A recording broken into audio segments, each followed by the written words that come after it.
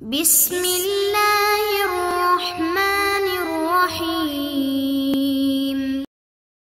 السلام علیکم معزز طلبہ کرام، آپ سب کیسے ہیں؟ آج ہم اصول شاشی کے سبق نمبر 59 کو پڑھیں گے۔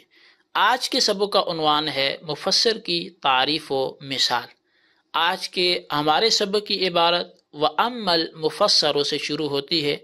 آئیے عبارت پڑھ کے اس کا ترجمہ کرتے ہیں اور سبق کو سمجھتے ہیں۔ مصنف علیہ رحمہ لکھتے ہیں وَأَمَّا الْمُفَسَّرُ فَهُوَ مَا ظَهَرَ الْمُرَادُ بِهِ مِنَ اللَّفْظِ بِبَيَانٍ مِنْ قِبَلِ الْمُتَكَلِّمِ، اور مفسر وہ ہے کہ جس کی مراد لفظ کے ذریعے سے، لفظ سے ہی ظاہر ہو جائے متکلم کی جانب سے بیان کے ذریعے، بحیث لا يبقى معه احتمال التاویل والتخصیص، اس طور پہ مراد واضح ہو کہ اس مراد کے ساتھ اب کسی تعویل و تخصیص کا احتمال باقی نہ رہے۔ مثالہ فی قولہ تعالی، اور اس مفسر کی مثال اللہ تعالیٰ کے فرمان میں ہے فَسَجَدَ الْمَلَائِكَةُ كُلُّهُمْ أَجْمَعُونَ، کہ تمام ملائکہ نے اکٹھے سجدہ کیا۔ فَاسْمُ الْمَلَائِكَةِ ظَاهِرٌ فِي الْعُمُومِ، بس ملائکہ کا نام یہ عموم ہونے میں، عام ہونے میں ظاہر ہے۔ الا ان احتمال تخصیص قائم، مگر یہ کہ تخصیص کا احتمال وہ ابھی بھی باقی ہے، قائم ہے۔ فانسد باب التخصیص بقولہ کلہم، پس تخصیص کا باب بالکل بند ہو جاتا ہے کلہم کے فرمان سے۔ ثم باقی احتمال التفرقۃ فی السجود، لیکن پھر بھی سجود میں تفرق کا احتمال باقی تھا کہ الگ الگ سجدہ کیا ہوگا۔ فانسد باب التاویل بقولہ اجمعون، پس اس تعویل کا باب بھی اللہ تعالیٰ کے فرمان اجمعون سے ختم ہو گیا، بند ہو گیا۔ جی طلبہ کرام، یہ ہمارے آج کے سبق کی عبارت اور اس کا ترجمہ تھا۔ اب آئیے اس کی وضاحت کی طرف بڑھتے ہیں۔ تو سب سے پہلے وَأَمَّا الْمُفَسَّرُ سے مصنف نے اس سے پہلے ظاہر اور نص کو بیان کیا، اور اب تیسری قسم، چونکہ ہم متقابلات کا بیان پڑھ رہے ہیں تو تیسری قسم مفسر کو بیان کرنا چاہتے ہیں۔ تو سب سے پہلے مفسر کی تعریف کرتے ہیں، پھر اس کے اندر موجود فوائد و قیود اس کو سمجھتے ہیں، اور اس کے بعد ہم آگے بڑھتے ہیں۔ تو مفسر کی تعریف ہے ما ظہر المراد به من اللفظ ببیان من قبل المتکلم بحیث لا يبقى معه احتمال التاویل والتخصیص، مفسر وہ کلام ہے کہ جس کی مراد متکلم کے بیان سے اس طور پہ واضح ہو کہ تعویل اور تخصیص کا احتمال باقی نہ رہے۔ اب مفسر کی تعریف میں موجود فوائد و قیود کی طرف پڑھتے ہیں۔ مفسر کی تعریف میں من اللفظ ما کا بیان ہے، یعنی یہ المراد کے بعد جو من اللفظ ہے، یہ شروع میں فہو ما میں جو ما ہے اس کا بیان ہے۔ بحیث لا یبقا کی قید کا فائدہ یہ ہے کہ بیان کی دو قسمیں ہیں، ایک ہوتا ہے بیان کافی و شافی جس کو بیان قاطع بھی کہا جاتا ہے، اور دوسرا بیان غیر کافی و شافی کہ جس کو بیان غیر قاطع بھی کہا جاتا ہے۔ بیان کے بعد بحیث لا یبقا کے لانے کی وجہ سے بیان غیر کافی کو خارج کیا گیا۔ مثلا حرم الربا میں ربا کے معنی مطلق زیادتی کے ہیں، مگر مطلقاً زیادتی حرام نہیں ہو سکتی، کیونکہ بے کا مقصود ہی زیادتی اور نفع ہوتا ہے۔ لہٰذا لفظ ربا میں غور و فکر کرنے کے باوجود اس کی مراد متعین نہ ہو سکی، لہٰذا اس کا بیان حدیث ربا، یعنی وہ جو 6 چیزوں والی حدیث الحنطۃ بالحنطۃ والشعیر بالشعیر واری والتمر بالتمر والی، تو وہ اس کا بیان بنی۔ لیکن ان 6 اشیاء کے علاوہ میں یہ بیان غیر شافی ہے۔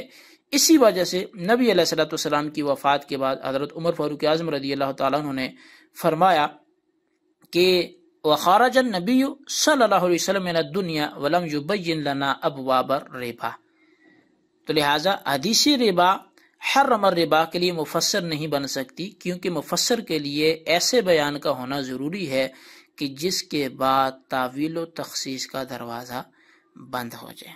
اب یہ تخصیص کس کو بولتے ہیں اور تعویل کس کو بولتے ہیں، تو سمجھنے کے لیے اتنی بات کافی ہے کہ قلت اشتراک کا نام تخصیص ہے، جبکہ لفظ کو اس کے ظاہر کے خلاف پھیر دینا یہ تعویل کہلاتا ہے۔ تو بہرحال یہ ہماری مثال ہو سے پہلے تک مفسر کے حوالے سے وضاحتی تعریف اور اس کے اندر موجود فوائد و قیود۔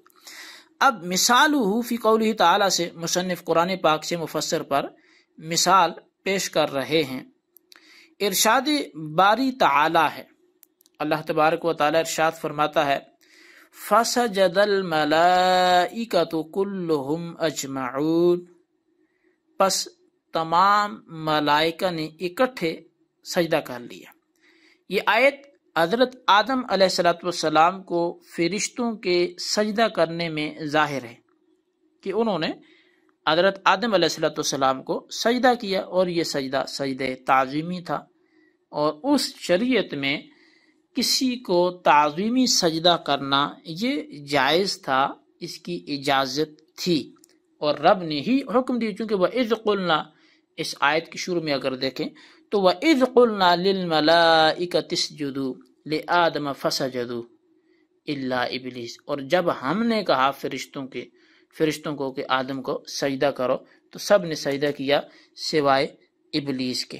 تو لہٰذا یہ اللہ ہی کے حکم سے سجدہ کیا گیا، اور اب یہ سجدہ کسی بھی غیر خدا کو جائز نہیں ہے، اگرچہ تعظیم کی نیت سے کیا جائے۔ تو بہرحال یہ آیت حضرت آدم علیہ السلام کو فرشتوں کے سجدہ کرنے میں ظاہر ہے، اور حضرت آدم علیہ السلام کی تعظیم کرنے میں نص ہے، اور الملائکۃ جمع معرف بلام ہونے کی وجہ سے عام ہونے میں ظاہر ہے، مگر تخصیص کا احتمال باقی ہے کہ تمام فرشتوں نے سجدہ کیا یا بعض نے کیا، چونکہ بعض اوقات جمع بول کر واحد مراد لیا جاتا ہے۔ مثال کے طور پر قرآن مجید میں ہے اذا قالت الملائکۃ یا مریم، اس آیت میں الملائکہ سے مراد صرف جبریل امین ہیں۔ اسی طرح اہل عرب میں بھی دو کو ایک اور ایک کو دو کے صیغے سے پکارتے رہتے ہیں، لہٰذا اس آیت میں احتمال موجود تھا کہ ہو سکتا ہے کہ الملائکۃ سے مراد بعض فرشتے ہوں، اور یہ آیت مخصوص البعض ہو، اور اسی تخصیص کے احتمال کو لفظ کلہم مفسر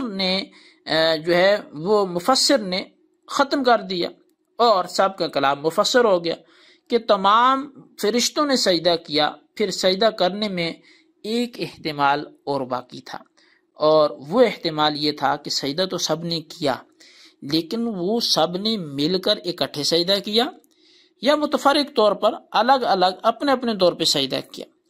اب اس احتمال کو اجمعون مفسر نے ختم کر دیا کہ سب نے اجتماعی طور پر مل کر سجدہ کیا ہے، یہاں تفرق فی السجود نہیں تھا، الگ الگ سجدہ نہیں کیا گیا، بلکہ مل کر باہمی میل جول کے ساتھ کیا گیا، اکٹھے کیا گیا۔ تو یہ جو احتمال تھا وہ مفسر کے ذریعے ختم ہو گیا۔ اب مفسر کی کچھ اقسام ہیں۔ ایک تو وہ مفسر ہوتا ہے جو لفظ اور صیغے کے اعتبار سے تعویل و تخصیص کا احتمال نہ رکھتا ہو۔ مثال کے طور پہ اسماء اعداد ہیں کہ جن میں تعویل و تخصیص کی گنجائش ہی نہیں ہوتی، اور دوسرا مفسر وہ لفظ ہے کہ جو لفظ اور صیغے کے اعتبار سے تعویل و تخصیص کا احتمال رکھتا ہو، لیکن کسی قطعی دلیل کی وجہ سے یہ احتمال ختم ہو جائے، جیسا کہ فسجد الملائکۃ میں احتمال تھا، لیکن قرآن مجید برہان رشید میں نبی علیہ السلام کی ظاہری زندگی میں یہ قرآن مجید جو تھا وہ مفسر تھا کہ نص کا احتمال موجود تھا، مگر جب آپ علیہ السلام صلی اللہ تعالی علیہ وسلم اس دنیا سے چلے گئے اور آپ کا وصال ہوا، تو اب قرآن مجید محکم بن گیا کہ اب اس میں نسخ کا احتمال باقی نہیں ہے۔ تو لہذا یہ مفسر بھی ایک طرح کا نہیں، دو طرح کی میں نے آپ کے سامنے اس کی تشریح کی کہ یہ دو طرح کا، اس کی آپ اقسام ان کو بول سکتے ہیں۔ تو بہرحال یہ ہمارے آج کا سبق تھا، اور آج کے سبق میں ہم نے مفسر کی تعریف بھی پڑھی، اس کے اندر موجود فوائد و قیود بھی پڑھے، اور پھر ایک مفسر کی ہم نے مثال پڑھی، مثال کی بھی ہم نے وضاحت سمجھی۔ اس سبق کے خلاصے کو اپنے رجسٹرز پر نوٹ کریں، بالخصوص ان سوالات کے جوابات ہیں۔ سوال نمبر 1 یہ ہے کہ مفسر کی تعریف کیا ہے، لکھتے ہوئے تخصیص و تعویل کی وضاحت کریں۔